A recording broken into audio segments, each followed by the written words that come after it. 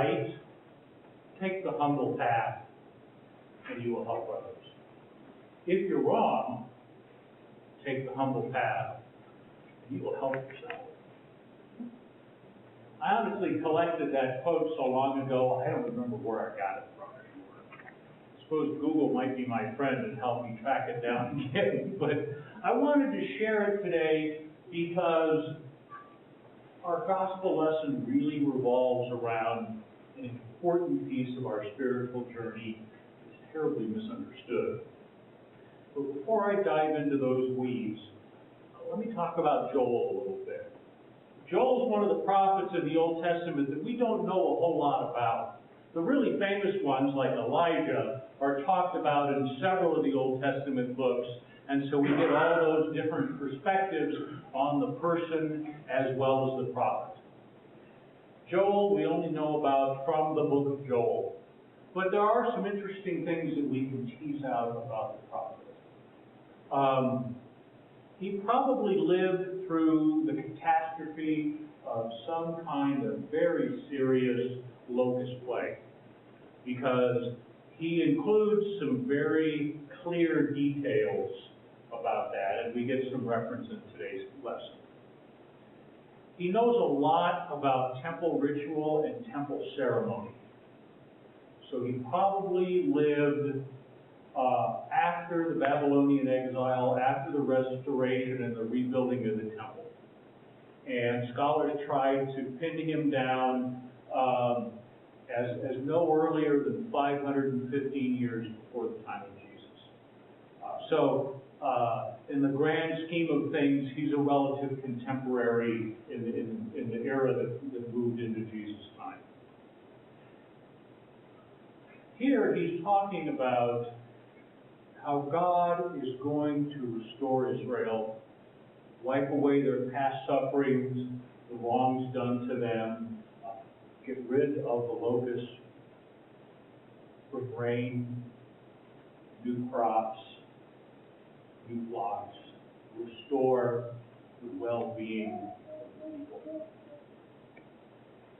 In our second lesson, the author is describing Paul near the end of his life, recognizing that he's probably going to be executed soon, and reflecting on the meaning of his life, his hopes and prayers for the future. Talks about the spilling of his own blood as a libation, as an offering on the altar at the temple, a drink offering that would be poured around the altar. The idea being that his death will bring life to others. His death will be inspiration for others. That Christ will use even this tragic event to inspire and move forward with faith. Our gospel story, Luke gives us a picture of Jesus doing what he does so well.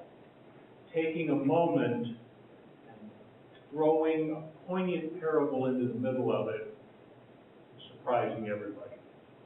Luke puts it in the context that Jesus is speaking to a group who are very dedicated to observing the law, to living this perspective, the spirituality of right living with God, righteousness, but who are overly proud of themselves, overly full of themselves. We would say self-righteous. And he throws them a curveball. Begins his parable, quite commonplace, in the temple. Two guys come in to pray.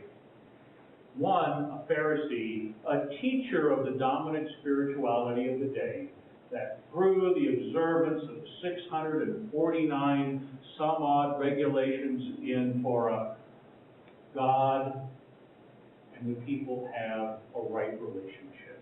We are living by God's ways. And this guy's pretty pompous about it.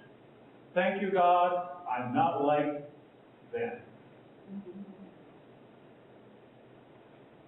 I'm good, they're bad. In contrast is the tax collector. And again, to remind ourselves of the context, tax collector here is a Jewish person collaborating with the Roman occupation force to collect Roman taxes, taking the wealth out of Israel to Rome. This guy's a traitor, despised, a friend of the enemy. So naturally, Jesus' audience is expecting the Pharisee to come out as the good guy and the tax collector as the bad guy. But Jesus does exactly the opposite. The pompousness of the one man's prayer keeps him at distance from God, whereas the simple humility, self-honesty of the tax collector brings God's blessings. Have mercy on me, a sinner.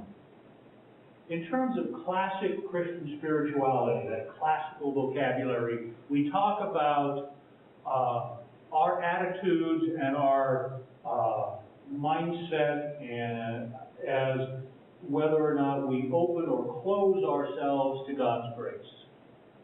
The pompousness and conceit that's depicted in the parable closes the heart, holding God's grace out.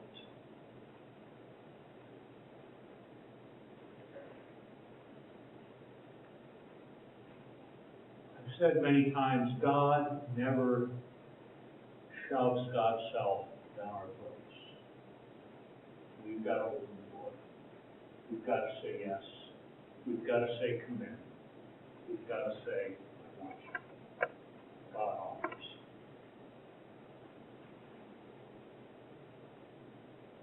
The tax collector, on the other hand, is simple and honest about himself. I'm not perfect. I'm a sinner. I screw things up. I'm playing the financial game with the Romans.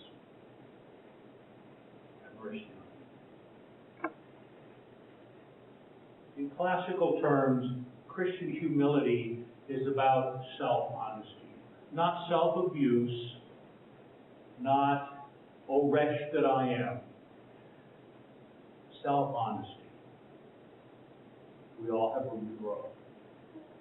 We all have need of God's grace. God offers us a gift, a present, God's own being in our own lives. To receive and unwrap and enjoy the gift, we have to have the self-honesty to recognize that we need it, that we want it. In our modern world, there are many things that motivate us to push it away. Some people really can be and choose, and most of us probably at different times in our lives play this game with ourselves. Certain other things are just more important to us.